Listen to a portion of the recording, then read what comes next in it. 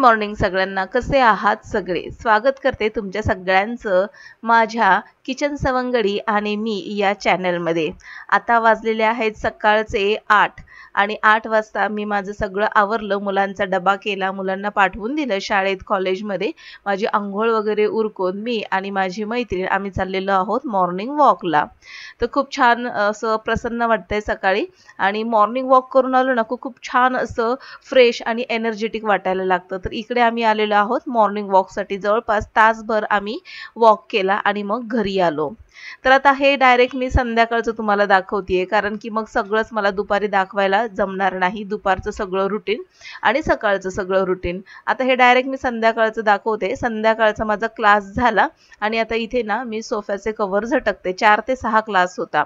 सोफ्याचे cover झटकले. आता कसं आहे ना, उन्हाळा सुरू झालेला आहे आणि हे फेब्रुवारी, मार्च, एप्रिल, मे आणि जून देखील. तर या महिन्यामध्ये ना इतका वारा सुटतो, गरमी तर असतेच आणि सोबतच वाऱ्यासोबत धूळ देखील येते. म्हणजे एकदम असं रुक्ष आणि कोरडं असं वातावरण होऊन जातं. आणि कसं आहे, खिडकीजवळ सोफा असल्यामुळे भरपूर वाऱ्यामुळे खूप अशी धूळ घरामध्ये आलेली असते. कितीही तुम्ही झाडू जरी मारला तरी थोड्या वेळाने तुम्हाला थोडीशी पायाला धूळ वगैरे जाणवेल आणि तीच धूळ खिडकीमध्ये सोफ्यावर आल्यासारखी वाटत होती, कारण की पायाला जाणवत होती. आणि म्हणून मग मी काय केलं, सगळे सोफ्याचे कव्हर झटकले आणि क्लास झाल्यानंतर हा सगळा झाडू मारून घेते. आता वाजलेले आहेत संध्याकाळचे 6:20. मुलांचं पटकन पेपर वगैरे जे काय होते ते चेक केलं आणि पटापट त्यांना पाठवून दिलं. तर सगळं काही मी आता आवरलंय. छान असं वाटतंय आता, प्रसन्न. आणि वातावरण बघा खूप छान असं वाटतंय की संध्याकाळी ना वारा खूप सुटलेला आहे, थंडगार वाटायला लागतं. आता हे झाडांची पानं बघा किती हलतायत ते. झाड लोट झालं, दिवाबत्ती झाली आणि इथे खिडकीमध्ये जवळपास 10 ते 15 मिनिटं बसले. आणि खिडकीमध्ये बसल्यानंतर खाली ग्राउंड फ्लोअरचा सगळा नजारा दिसतो. लहान मुलं एवढी खेळत असतात, ओरडत असतात. आणि आता होळी आलेली आहे जवळ, तर सगळी मुलं ना पाणी म्हणजे जे फुगे वगैरे असतात ना किंवा त्या पिशव्या असतात, तर त्याच्यामध्ये पाणी भरून ना फोडतायत एकमेकांच्या अंगावरती. आणि खूप आरडाओरडा चाललाय खाली लहान मुलांचा. काही सायकल वगैरे खेळतायत. तर छान वाटतं संध्याकाळचं वातावरण मुलांना असं हसता खेळता बघितलेलं.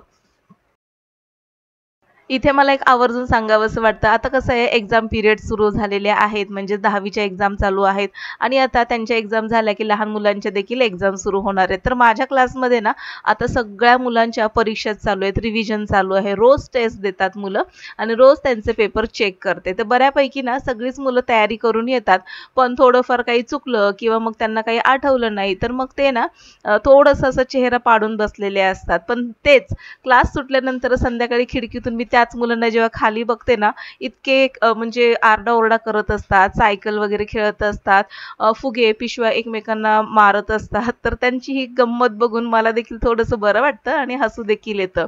म्हणजे अभ्यासाचा स्ट्रेस जो आहे ना, तर मला असं वाटतं हल्लीच्या काळामध्ये भरपूर मुलं घेत आहेत आणि तेच त्यांना मोकळं खेळताना हसताना बघितलं की खूप छान वाटतं. आपल्याला देखील प्रसन्न वाटतं, फ्रेश वाटतं. म्हणजे मुलं ना हसती खेळती छान वाटतात आणि अभ्यास देखील त्याने हसत खेळतच केलेला कधीही चांगला. तर आता मी काय केलं, माझा संध्याकाळचा चहा वगैरे घेतला आणि टीव्ही बघत बघतच आता ही माझी बाकीची कामं चालू आहेत. तर मी सकाळी ना वॉकला गेले होते, तिकडनं काही भाज्या आणल्या होत्या. त्यातल्याच काही भाज्या ज्या आहेत त्या म्हणजे कांद्याची पात आणली होती, तर ती निवडली आणि पाण्यामध्ये 5 मिनिटं साधारणपणे भिजत ठेवली, म्हणजे जी काही माती वगैरे असेल ती निघून जाईल. आणि मग निथळून ती बारीक चिरून घेतली. तर आजच्या जेवणामध्ये आहे कांद्याची पात, ज्वारीची भाकरी आणि दुपारची मिक्स डाळ केली होती, तर ती भरपूर शिल्लक आहे. तर त्यामुळे म्हटलं की चला काम सोपं झालं, फक्त कांद्याच्या पातीची भाजी करायची आणि 3 ते 4 भाकरी केल्या की कामच संपलं. भात पण आहे दुपारचा. तर इथे मी फोडणी देते. कांद्याच्या पातीला मी जास्त काही म्हणजे साधी सिंपल फोडणी असते. साधारणपणे मिरची आणि ठेचलेलं लसूण घातला आणि बारीक चिरलेली कांद्याची पात घालून दिली मी. आता हे सगळं मिक्स करते आणि आज ना मी कांद्याची पात मूग डाळीमध्ये बनवणार आहे. बऱ्याचदा मी कधी-कधी तुरीची डाळ पण घालते, पण आज म्हटलं चला मूग डाळीमध्ये कांद्याची पात बनवूया. तर आज माझी थोडीशी घाई चाललेली आहे, कारण की ना मला माझं म्हणजे किराणा सामान बऱ्यापैकी संपत आलेलं आहे आणि मग दुपारीच जायचं होतं किराणा सामान आणायला, पण मग दुपारी मला काही वेळच मिळाला नाही.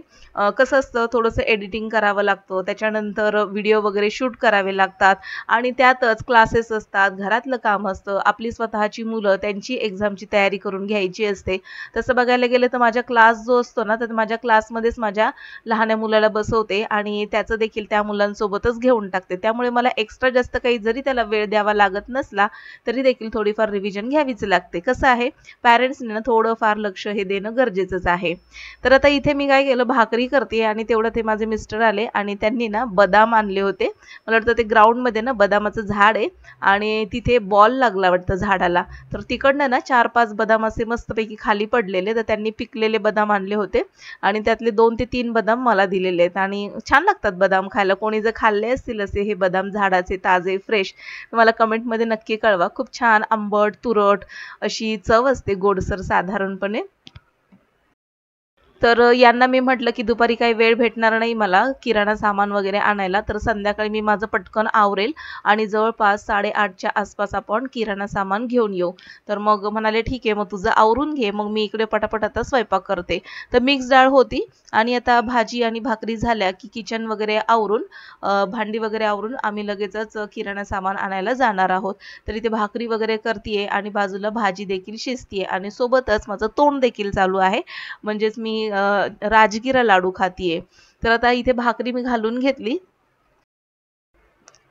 आता एक्झाम सुरू झालेल्या आहेत म्हटल्यानंतर म्हणजे मार्चच्या लास्ट वीकमध्ये आणि एप्रिलचा फर्स्ट वीक जो असतो तो पूर्णपणे एक्झाममध्ये जातो. त्यामुळे मुलांच्या ना जोरदार तयाऱ्या वगैरे चालू आहेत, रिव्हिजन चालू आहे आणि त्यामध्येच मला मध्ये-मध्ये पॅरेंट्सचे देखील फोन येत असतात. म्हणजे ते देखील मुलांची तयारी करून घेत असतील आणि ते देखील फोन करून सांगत असतात की म्हणजे काही कंप्लेंट करतात किंवा काही मग सांगत असतात की त्याला हे जमत नाही, ते जमत नाही किंवा मग त्याचं अशा प्रकारे तो बोलतो पण त्याच्या स्पेलिंग वगैरे मिस्टेक होतात, तर मग जरा थोडंसं तिकडे लक्ष द्या. तर हे सगळं आमचं रोजचं चालू असतं, पण पॅरेंट्स थोडंसं पर्सनली देखील सांगण्याचा प्रयत्न करतात. तर ठीक आहे म्हटलं की सगळं घेऊया आपण करून, 1 महिना आहे आणखीन आपल्याकडे. तर ते सगळी तयारी करून झाली की मुलं कशी एकदम परफेक्ट अशी एक्झामसाठी तयार होतात. कारण की कसं आहे, मिस्टेक झाली स्पेलिंगमध्ये की लगेचच मार्क्स कट होतात आणि मार्क्स कट झाले की हळूहळू पर्सेंटेज कमी होतात आणि मग हल्ली ना पॅरेंट्सचं कसं चाललंय ना, सगळं काही ते पर्सेंटवर डिपेंड असतं. मुलाला माझ्या जास्तीत जास्तच पर्सेंट मिळाले पाहिजेत असं प्रत्येक पॅरेंट्सचं म्हणणं असतं. पण मला असं कधी-कधी वाटतं, असं कसं काय होऊ शकेल बरं? म्हणजे हाताची 5ही बोटं सारखी नसतात. म्हणजे काही मुलं हुशार असतात, तर काही मुलं अशी नसतात. म्हणजे काही पटकन कॅच करतात आणि काही थोडीशी उशिरा कॅच करतात. त्यामुळे आपल्याला थोडंसं तरी आपल्या मुलांवरती विश्वास ठेवणं गरजेचं आहे. पॅरेंट्स म्हणून आपल्याला कितीही जरी वाटलं की माझ्या मुलाने 90% किंवा त्याच्यापेक्षा जास्तच टक्के आणले पाहिजेत, तर मला असं इथे प्रामाणिकपणे सांगावं वाटतं की ठीक आहे, पर्सेंटेज किंवा अभ्यासामध्ये अपेक्षा ठेवणं काही चुकीचं नाहीये. पण मला असं पर्सनली वाटतं की पर्सेंटेज हे फक्त एक नंबर आहे, आकडा आहे. त्यामुळे आपल्या मुलांवरती अभ्यासाचं जास्त प्रेशर न देता आपल्या मुलाच्या डोक्यामध्ये किती अभ्यास त्याच्या डोक्यामध्ये शिरतोय किंवा किती त्याला ते समजतंय हे महत्त्वाचं आहे. आणि हे जर त्याने व्यवस्थित आत्मसात केलं, ग्रहण केलं, तर तो मुलगा नक्कीच ना हळू करून खूप छान असा पर्सेंटेज आणू शकतो. पण डायरेक्टली आपण नाही 90%च हवेत, 80%च हवेत असं म्हणून जर त्याच्यावरती प्रेशर दिलं आणि ते सगळं पाठ करून, ओरडून वगैरे करून घेतलं, तर मग मुलं देखील थोडीशी दबावाखाली येतात, प्रेशरखाली येतात आणि त्यामुळे मला असं वाटतं की मुलांना थोडंसं आपण माइंडमध्ये म्हणजे माइंडली थोडंसं आपण फ्री ठेवूया त्यांना. म्हणजे कसं आहे, मोकळेपणाने जगतील, मोकळेपणाने अभ्यास करतील. कसं आहे, लहान मुलं ही देवाघरची फुलं असतात आणि त्यांना आपण जितकं मोकळं, हसतं, खेळतं ठेवू ना, तर तितकं ती मुलं खुलत जातात आणि तितकी त्यांची आत्मसात करण्याची जी पॉवर आहे, ग्रहण करण्याची जी क्षमता आहे अभ्यासाची, ती वाढत जाते. तर असो, इथे मी काय केलं, सगळं स्वयंपाक वगैरे माझा आवरला. गॅसचा ओटा पूर्णपणे क्लीन केला स्प्रे करून आणि आता हे जी भांडी होती स्वयंपाक करून झालेली, त्याच्यानंतर डब्बे, त्याच्यानंतर चहाची भांडी होती. तर म्हटलं आता ही सगळी आता मी क्लीन करते. त्याच्यानंतर बाहेरून जेव्हा मी येईल तेव्हा मला फार उशीर होईल आणि मग कंटाळा येईल, कारण की त्याच्यानंतर पुन्हा मला प्रॅक्टिसला जायचं आहे. तर आता इथे भांडी घासली, किचन सिंक आता व्यवस्थित मी क्लीन करून घेणार आहे आणि आता हा जो ओटा आहे पाण्याने पूर्णपणे ओला झालाय त्याला पुन्हा एकदा कोरडं करून घेते. तर आता मस्तपैकी मी आता माझं आवरलंय, स्वयंपाक झालाय, भांडी घासली आहे, किचन ओटा आवरलाय. म्हणजे आता माझं किचन असं मोकळा श्वास घेते असं मला वाटायला लागलंय. तर आता इथे मी माझी तयारी करणार आहे आणि आता आम्ही जाणार आहोत किराणा सामान भरायला. कारण की कसं आहे रोजच म्हणतीये की उद्या जाऊ उद्या जाऊ, पण तसं करत करत एक एक सामान हळूहळू संपत चाललंय आणि पूर्ण सामान कधीही संपू न देता आधीच आपण सामान घेऊन यायचं. तर इथे मी आणि माझा लहान मुलगा आम्ही चाललोय आता दोघं जण आणि ह्याचे जे पप्पा आहेत तर ते आम्हाला ग्राउंडच्या इथे उभे आहेत, ते आम्हाला तिकडनं जॉईन होतील, मग आम्ही तिथून पुढे जाऊ. तर आता दार वगैरे व्यवस्थित बंद केले. मोठा मुलगा देखील आलेला आहे, गेम खेळतोय, त्याला म्हटलं मी दार लावून चावी घेऊन जाते. तर आता इथे हा बघा कॉम्प्लेक्सचा एरिया होता आणि आता रिक्षातून आम्ही चाललोय. संध्याकाळचं वातावरण इतकं छान असतं ना, मस्तपैकी असा अंधार आणि त्याच्यामध्ये लाईटींचा झगमगाट असतो, स्ट्रीट लाईट असतात आणि मग हे जे स्ट्रीट फूडचे हे स्टॉल बघा पूर्णपणे खचाखच भरलेले असतात. इतके मस्तपैकी चालतात ना हे मॉल किंवा मग हे शॉप वगैरे. 9:30-10च्या आसपास बघायचं सगळे टीनेजर मुलं इथे खाण्यासाठी उभे असतात, जसं की शोरमा, त्याच्यानंतर बर्गर वगैरे खूप काय काय काय काय असतं तिथे विकायला.